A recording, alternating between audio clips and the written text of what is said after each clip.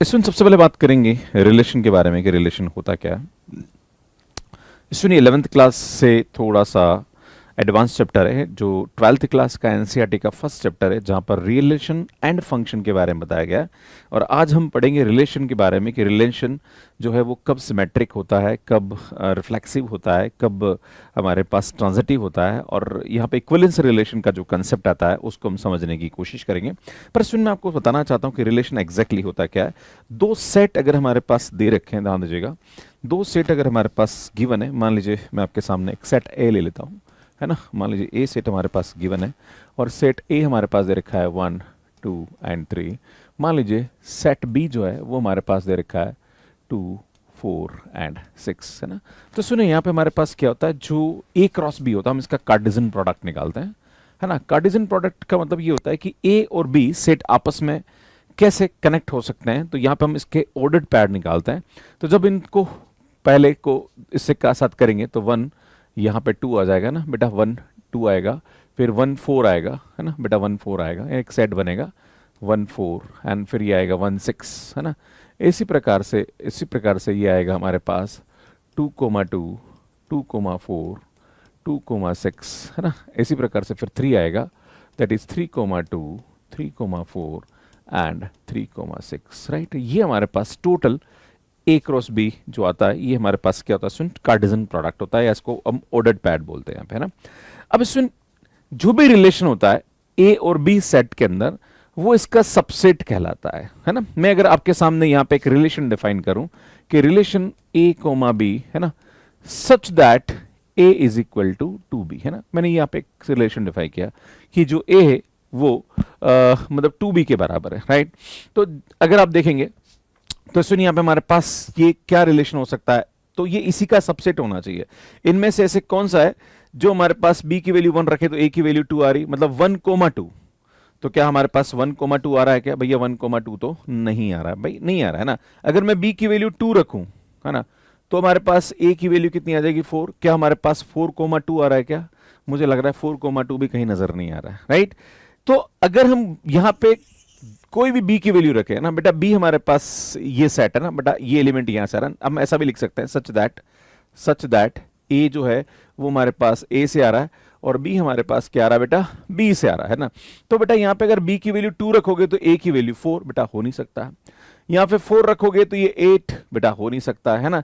6 रखोगे तो 12, ये हो नहीं सकता। तो बेटा ये जो रिलेशन ये हमारे पास एक एम्प्टी रिलेशन है, इसके अंदर कोई भी हमारे पास बेटा, सुन लो अभी, है ना मानसी जी, ये 12th क्लास का पढ़ा रहा हूं आज, है ना, जहां पर मैं सिमेट्रिक, रिफ्लेक्सिव एंड ट्रांजिटिव के बारे में डिस्कस करने वाला हूं, है ना। तो बहन शांति रख लो, है ना। ये हमारे पास एक एम्प्टी रिलेशन है। पर अगर यही रिलेशन मैं आपके साथ इस प्रकार से लिख दूं कि एक रिलेशन है ए और बी, है ना, such that B is equal to A, जहां पर ए से आ रहा है एंड बी से आ रहा है। मान लीजिए हमारे पास आ गया। अगर हम देखें तो बेटा ए की वैल्यू मैं 1 रखता हूं, है ना बेटा, ए की वैल्यू 1 रखता हूं तो हमारे पास यहाँ पे क्या आएगा बेटा? 1 रखूंगा ए की वैल्यू, तो बी हमारे पास 2 आ रहा है। और जब मैं 2 रखूंगा तो 2 रखने पर यहाँ पे क्या आ रहा है बेटा? ये 4 आ रहा है। एंड जब 3 रखता हूं तो 3 हमारे पास क्या आ रहा है? 6। क्या ये हमारे पास इसके अंदर है? यस, है ना बेटा। देखो ये 1 2 भी आ रहा है ना, 2 4 भी आ रहा है एंड 3 6 भी आ रहा है ना। इसका मतलब ये इसका सबसेट है, मतलब ये हमारे पास क्या आ जाएगा? एक रिलेशन हो जाएगा और ये रिलेशन हमारे पास डिफाइन हो जाएगा। समझ में आ रहा है कि नहीं आ रहा? तो सुनिए, आपको ध्यान देने की आवश्यकता है।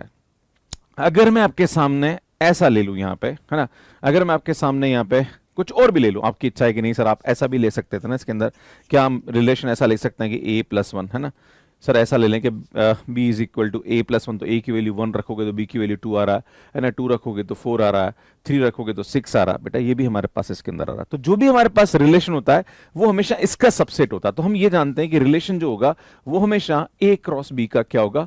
सबसेट होगा, इसके अंदर से आना चाहिए। अब आप बोलोगे सर ये क्यों नहीं हो रहा रिलेशन? बेटा जैसे ही आप b की वैल्यू 2 रख रहे हो, है ना बेटा, b की वैल्यू 2 रख रहे हो तो हमारे पास a की वैल्यू 4, तो ये 4 2 आ रहा है। अगर मैं 4 रख रहा हूं तो बेटा ये हमारे पास क्या आ रहा है? 8 आ रहा है ना, तो बेटा ये आएगा 8 4 आ रहा है ना। जब मैं 6 रखूंगा तो बेटा यहां पे b की वैल्यू 6 रखी तो a की वैल्यू 12 आ रही है, तो ये 12 6 आ रहा है। बेटा ये है ही नहीं इसके अंदर, this is not belongs to a cross b, so that's why this is not relation, right. ये हमारे पास रिलेशन नहीं होगा, ठीक है ना। तो यार ये आपको ध्यान देने की आवश्यकता है ना। एम्प्टी रिलेशन मैंने अभी आपके सामने बता दिया है ना, कि अगर बाई चांस रिलेशन में कोई आ ही नहीं रहा, जैसे ये हमारे पास एम्प्टी रिलेशन है ना, बट आप जानते हो कि ये तीनों जो है, मैंने ये जो रिलेशन डिफाइन किया है ना कि a is equal to 2b, बेटा कोई भी तीनों जो हमारे पास पॉइंट है ये इसके अंदर नहीं आ रहे, ऑर्डर्ड पैड इसके अंदर नहीं आ रहे, मतलब ये रिलेशन जो होगा ये क्या होगा, एम्प्टी होगा। ये रिलेशन में कोई भी एलिमेंट नहीं, तो इसको एम्प्टी रिलेशन बोलते हैं, राइट है ना। नेक्स्ट देखिए स्टूडेंट आगे, नेक्स्ट होता है universal relation. Student universal relation का मतलब ये होता है, जैसे मैं आपके सामने ये एक रिलेशन डिफाइन करता हूं है ना, मान लीजिए एक रिलेशन डिफाइन करता हूं है ना, मैं आपके सामने एक रिलेशन डिफाइन करता हूं, मान लीजिए मैंने आपके सामने एक रिलेशन डिफाइन किया R such that A comma B है ना, है ना, ए मतलब ए कोमा बी और ए बिलोंग्स टू हमारे पास यहां आ रहा है, आप ऐसा लिख लीजिए A belongs to A and B belongs to B है ना, मैंने ये ले लिया है ना।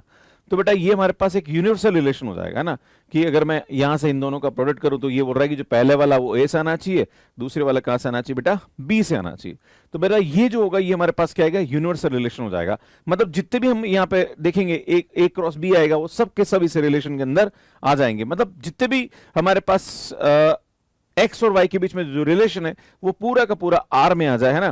From X to Y if each element of X is related to every element of Y, then this is known as a universal relation. कुल मिला के हम ये कह सकते हैं कि आर जो है वो पूरा ए क्रॉस बी के बराबर हो जाए। नॉर्मली जो आर होता है वो ए क्रॉस बी का क्या होता है, सबसेट होता है, पर अगर आर पूरा का पूरा उसकी कार्टेशियन प्रोडक्ट के बराबर हो जाए, that time it is known as a universal relation है ना। आगे बढ़ते हैं। आइडेंटिटी रिलेशन का मतलब क्या होता है, if every element of A is related to itself, अगर खुद से कनेक्ट हो रहा है, that time it is known as a identity relation. जैसे मैं आपके सामने बताना चाहता हूं कि अगर मैं आपके सामने ये बोलूं कि मान लीजिए हमारे पास एक सेट दे रखा है ए है ना, जिसमें हमारे पास एलिमेंट है 1, 2, 3 है ना।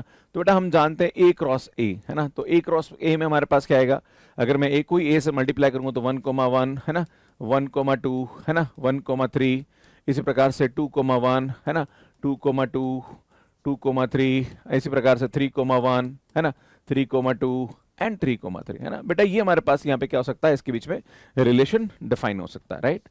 अरे क्या गया यार भाई है ना, ये हमारे पास रिलेशन, तो इसकी डेफिनेशन देखिए है ना, if every element of A is related to itself only है ना, खुद के साथ कनेक्ट हो रहा है ना।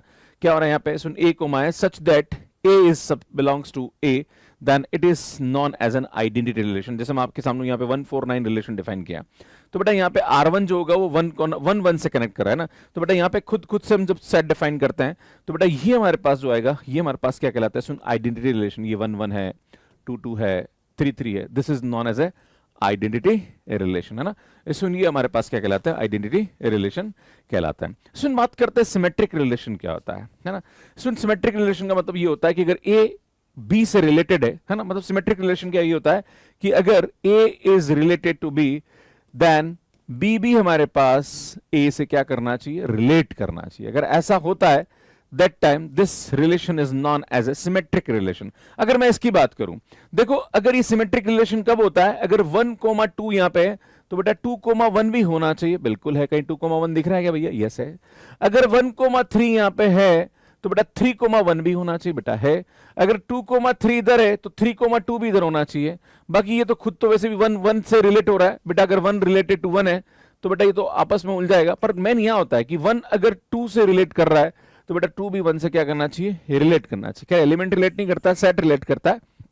बट स्टूडेंट यहां पे हमें ये ध्यान देने की आवश्यकता है। क्लियर है कि 1 2 से कनेक्ट कर रहा है तो 2 1 से क्या करेगा, आएगा। तो सुन ये जो रिलेशन है, अगर हम बात करें ए क्रॉस ए की बात करें में, तो सुन ये रिलेशन हमारे पास क्या होता है, सिमेट्रिक रिलेशन होता है अगर हम इसके अंदर बात करेंगे तो, राइट। तो सुन हम बात करते हैं सिमेट्रिक रिलेशन का मतलब ये होता है, जैसे अगर मैं आपके सामने 2 4 6 की बात करूं तो 2 4 इसके अंदर है तो 4 2 भी इसके अंदर आ रहा है, 2 6 इसके अंदर है तो 6 2 भी इसके अंदर आ रहा है ना।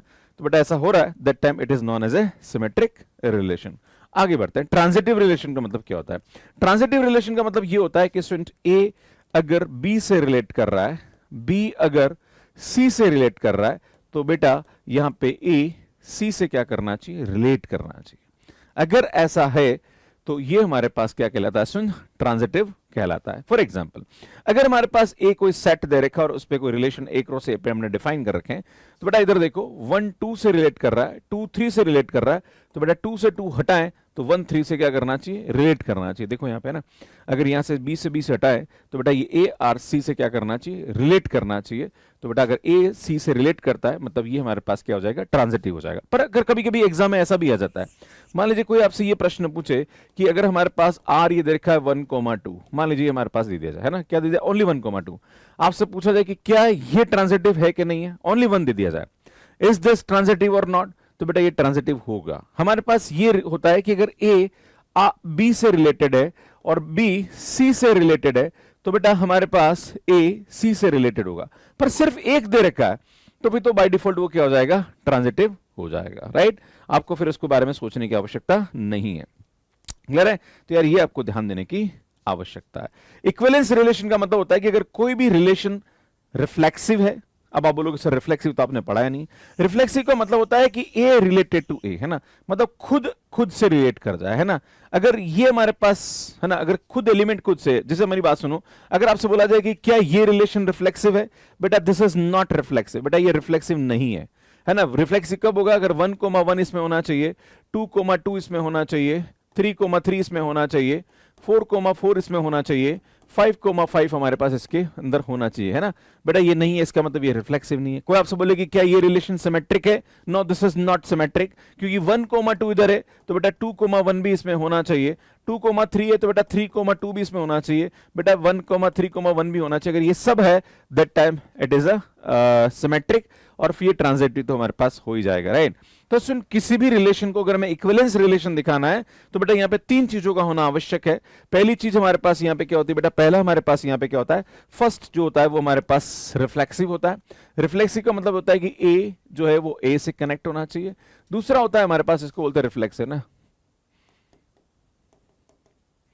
और दूसरा हमारे पास ये होता है कि ए अगर बी से रिलेट कर रहा है तो यहां पे बी ए से रिलेट करना चाहिए, है ना, इसको बोलते हैं हम सिमेट्रिक, है ना, ठीक है। और तीसरा हमारे पास ये होता है कि अगर ए बी से रिलेट कर रहा है, बी सी से रिलेट कर रहा है, तो भैया ए सी से रिलेट करना चाहिए। अगर ऐसा है तो सुनिए हमारे पास क्या होता है, ट्रांजिटिव होता है ना, ट्रांजिटिव होता है। अगर ये तीनों रिलेशन यहां लग रहे हैं तो बेटा वो फंक्शन हमारे पास क्या हो जाएगा, इक्विवेलेंस हो जाएगा। मतलब ये रिलेशन इक्विवेलेंस है, फंक्शन की बात नहीं करेंगे, फंक्शन इसके बाद का टॉपिक आता है ना। सबसे पहले हमारे पास कार्टेशियन प्रोडक्ट आता है, कार्टेशियन प्रोडक्ट से हमारे पास रिलेशन का कंसेप्ट आता है, और रिलेशन के कंसेप्ट के बाद फंक्शन का कंसेप्ट आता है, राइट। यार ये आपको ध्यान देने की आवश्यकता है। क्लियर है?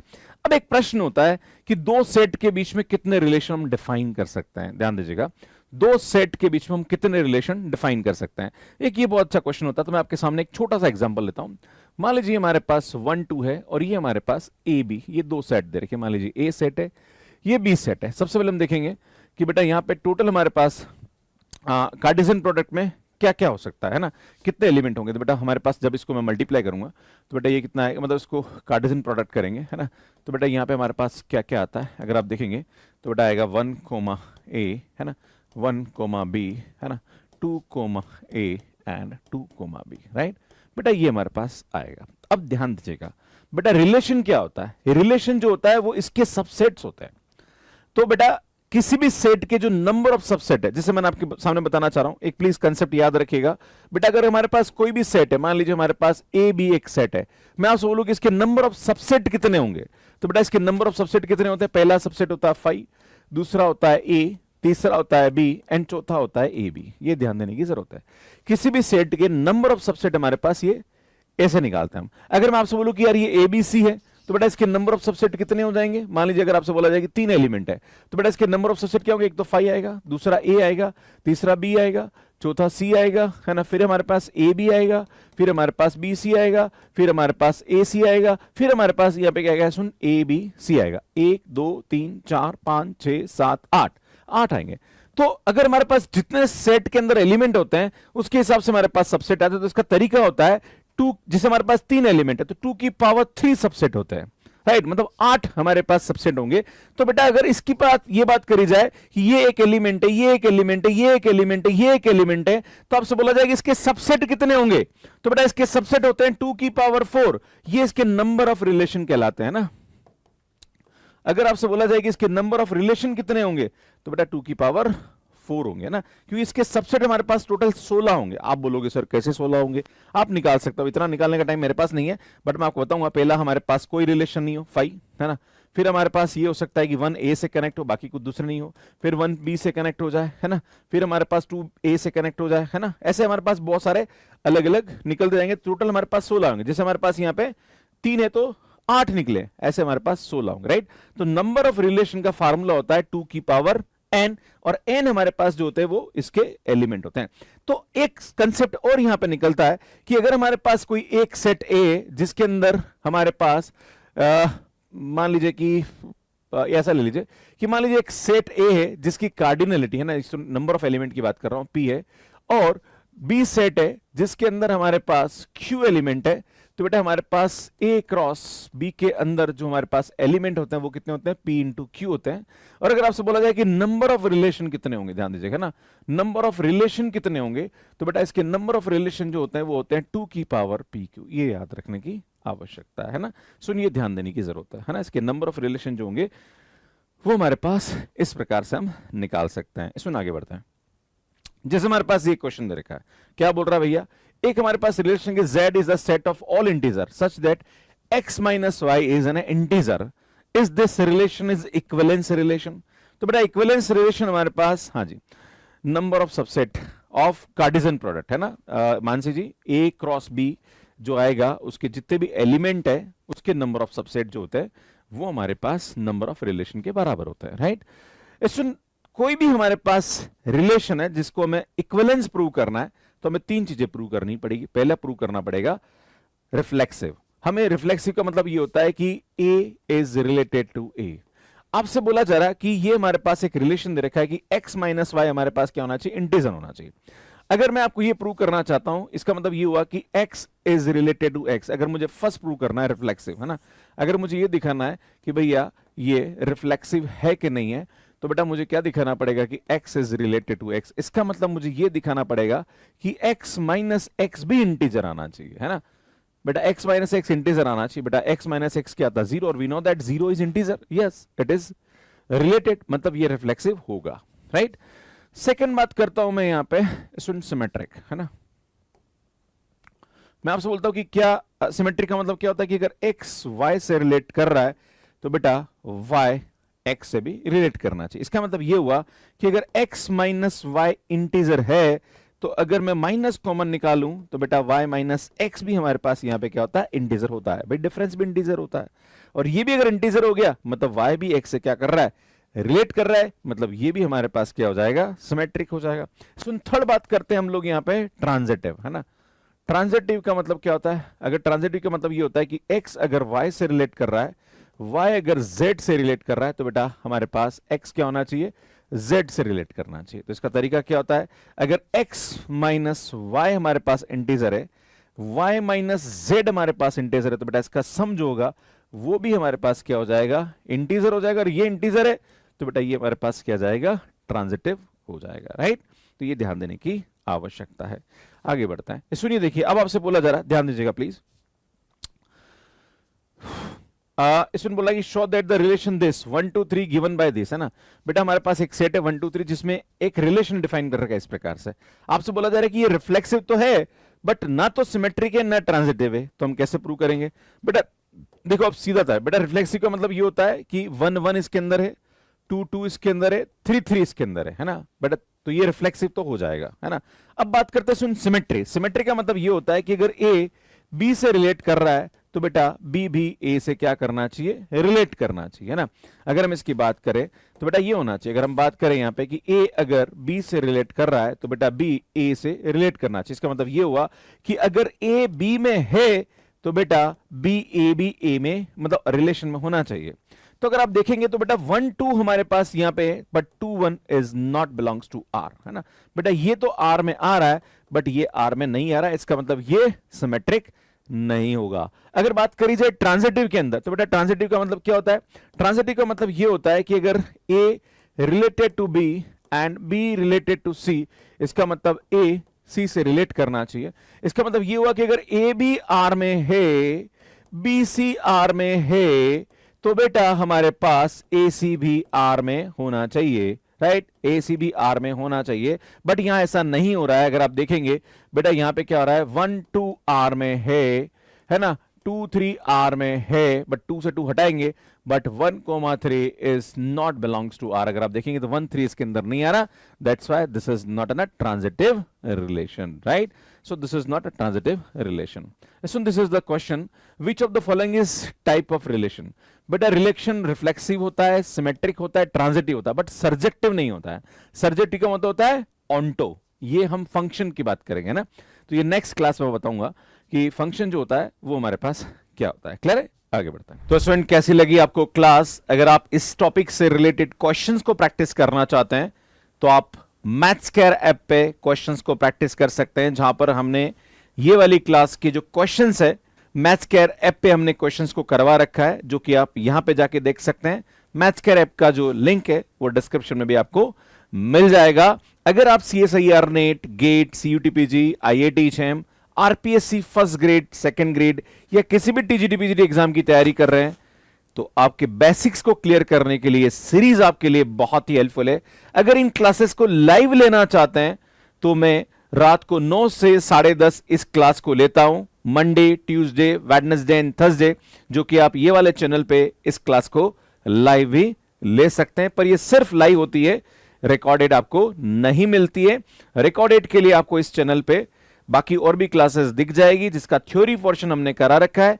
क्वेश्चन प्रैक्टिस करने के लिए आप मैथ्सकेयर ऐप पे आप क्वेश्चन प्रैक्टिस कर सकते हैं।